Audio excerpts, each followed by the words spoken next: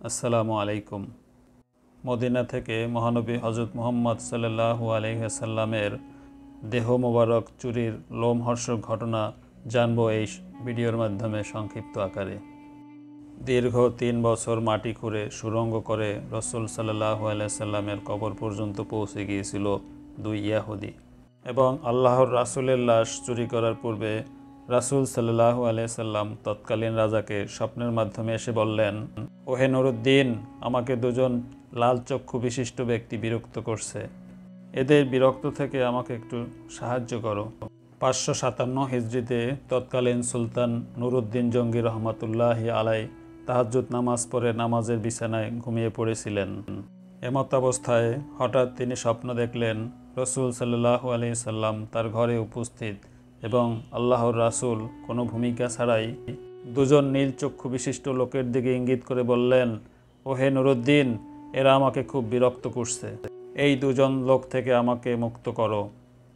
এই ভয়াবহ স্বপ্ন দেখে সে সময়ের বাদশাহ নুরুদ্দিন জঙ্গি রহমাতুল্লাহি আলাই অত্যন্ত ভীতু সন্ত্রস্ত হয়ে ঘুম থেকে জেগে উঠলেন এবং ভাবলেন এটি কোনো দুঃস্বপ্ন। তাৎক্ষণিকভাবে তার মাথায় বিভিন্ন প্রকার চিন্তা ঘুরপাক খেতে লাগলো। তিনি ভাবলেন, আল্লাহর রসুল সাল্লাল্লাহু আলাইহি সাল্লাম তো এখন কবরের জীবনে, শত্রুরা তার সাথে কিভাবে ষড়যন্ত্র করতে পারে। এভাবে করে একই স্বপ্ন তিনি কয়েকবার দেখলেন। এরপরে সময় ক্ষেপণ না করে 16,000 অশ্বারোহী সৈন্য নিয়ে তিনি মদিনার দিকে রওনা দিলেন। মদিনায় পৌঁছানোর পরে সেই দুইজন ভয়ঙ্কর নীলচক্ষু বিশিষ্ট ব্যক্তিকে মদিনার অলিতে গলিতে খুঁজতে লাগলেন, কিন্তু তার সৈন্যবাহিনী দীর্ঘ 15 দিন সেখানে খোঁজার পরেও ওই ধরনের কোনো ব্যক্তি খুঁজে পেল না, যাদের ব্যাপারে আল্লাহর রাসূল সাল্লাল্লাহু আলাইহি সাল্লাম স্বপ্নের মধ্যে সতর্ক করেছেন। এরপরে তার সৈন্যবাহিনী দিয়ে মদিনার চারপাশ ঘেরাও করে ফেললেন। এরপরে আদেশ জারি করে দিলেন, যারা মদিনার বাহিরে আছে তারা ভিতরে আসতে পারবে, কিন্তু মদিনার মধ্যে থেকে কেউ কোনো লোক বাহিরে যেতে পারবে না। এরপরে নুরুদ্দিন জঙ্গি রহমতুল্লাহি আলাই জুমার খুতবা প্রদান করলেন। খুতবায় ঘোষণা দিলেন, আমি মদিনার সকল মানুষকে একবেলা দাওয়াত করে খাওয়াতে চাই। আমার ইচ্ছা সকলেই যেন এই দাওয়াতে অংশগ্রহণ করে। এটি সুলতানের আদেশ। সুলতান মদিনাবাসীকে আপ্যায়নের জন্য বিশাল আয়োজন করলেন। নির্ধারিত সময়ে সকলে আসলেন এবং সকলে তৃপ্তি ভরে খাওয়া দাওয়া করলেন, কিন্তু সেই দুইজন ব্যক্তিকে সেখানে খুঁজে পাওয়া গেল না। এরপরে তিনি বিশ্বস্ত কয়েকজন ব্যক্তিকে জিজ্ঞেস করলেন, এছাড়া আরও কি কেউ বাকি আছে যারা এখানে খাবার খেতে আসেনি? এই কথা শুনে সকলের মধ্য থেকে এক ব্যক্তি হঠাৎ করে বলে উঠলেন, মাননীয় সুলতান, আমার জানা মতে সম্ভবত দুইজন লোক এখনও বাকি আছে যারা আল্লাহ তাআলার বুজুর্গ মানুষ।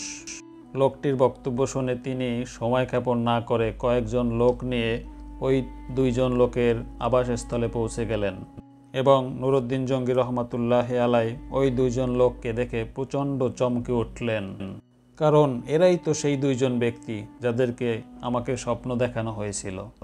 তিনি তাদেরকে জিজ্ঞেস করলেন, তোমরা কারা, কোথা থেকে এসেছো, তোমরা কেন দাওয়াতে শরীক হলে না?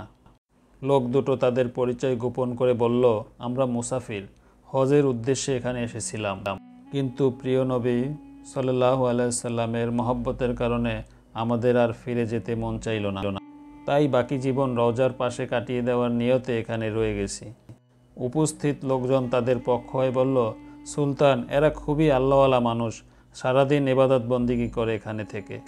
এরপর সুলতান কারো কথায় কান না দিয়ে তাদেরকে এখানে আটক রাখার নির্দেশ দিলেন। এরপর সুলতান নিজে তাদের থাকার জায়গায় গিয়ে খুব ভালোভাবে অনুসন্ধান চালালেন, কিন্তু সেই স্বপ্নের সাথে সম্পর্কিত কোনো কিছু সেখানে পাওয়া গেল না। তিনি তার স্বপ্নের রহস্য উদ্ঘাটন করতে না পারায় সীমাহীন চিন্তিত হয়ে পড়লেন। এক পর্যায়ে নুরুদ্দিন জঙ্গি রহমাতুল্লাহি আলাই তার সঙ্গীদের বললেন, তাদের নামাজের মাদুরটি একটু উঠাও তো। নামাজের মুসল্লাটি বিছানা ছিল একটি চাটাইয়ের উপরে।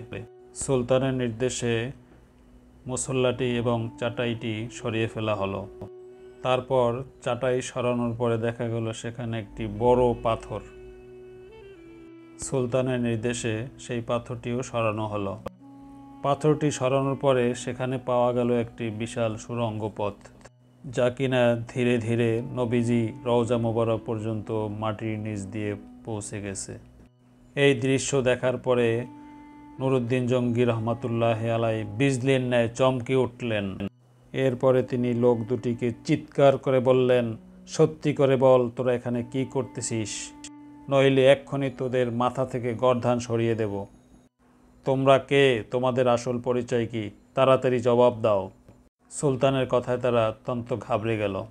কঠিন বিপদ আঁচ করতে পেরে তারা আসল পরিচয় প্রকাশ করল এবং বলল, আমরা ইয়াহুদিদের আস্তানা মুসল শহর থেকে আমাদেরকে প্রশিক্ষণ দিয়ে এখানে পাঠানো হয়েছে, যাতে মহানবী সাল্লাল্লাহু আলাইহি সাল্লামের লাশ চুরি করে নিয়ে যেতে পারি এবং তা যেন ইউরোপীয় ইয়াহুদিদের কাছে হস্তান্তর করি।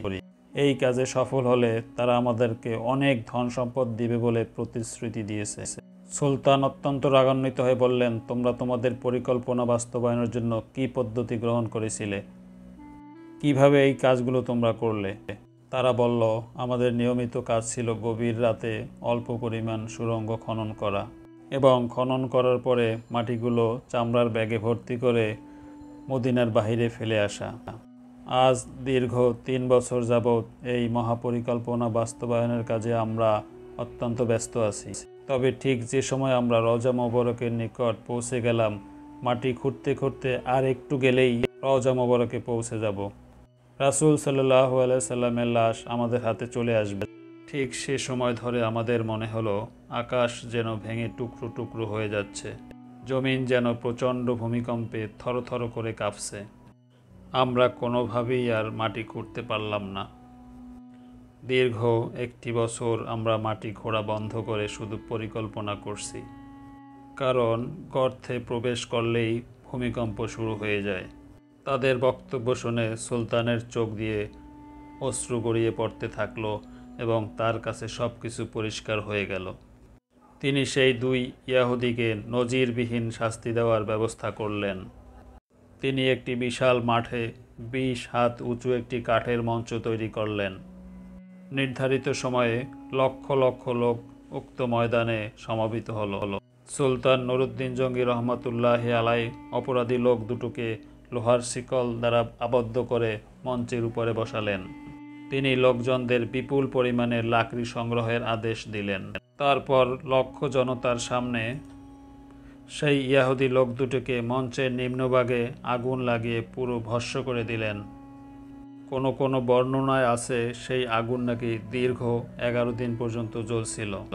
অতঃপর বিপুল পরিমাণ অর্থ ব্যয় করে 1000 মণ সেসা গলিয়ে রাসূল সাল্লাল্লাহু আলাইহি সাল্লামের রওজা শরীফের চারিপাশে মজবুত প্রাচীর নির্মাণ করে দেন, যাতে করে ভবিষ্যতে কোনো ইয়াহুদি চক্রান্ত করে নবীজির লাশ চুরি করার দুঃসাহস দেখাতে না পারে। এরপরে তিনি আল্লাহর দরবারে শুকরিয়া আদায় করলেন। আল্লাহ তাআলা তাকে দিয়ে এত বড় খিদমতের কাজ করানোর জন্য সপ্তাহব্যাপী অশ্রু বিসর্জন দিয়ে মুনাজাত এবং সেজদায় পড়ে রইলেন। ইতিহাস থেকে পাওয়া যায়, নুরুদ্দিন জঙ্গি রহমতুল্লাহ আলাই ইন্তেকালের পর তার ওসিয়ত অনুযায়ী তাকে হযরত মুহাম্মদ সাল্লাল্লাহু আলাইহি সাল্লামের রওজা মোবারকের কাছাকাছি দাফন করা হয়।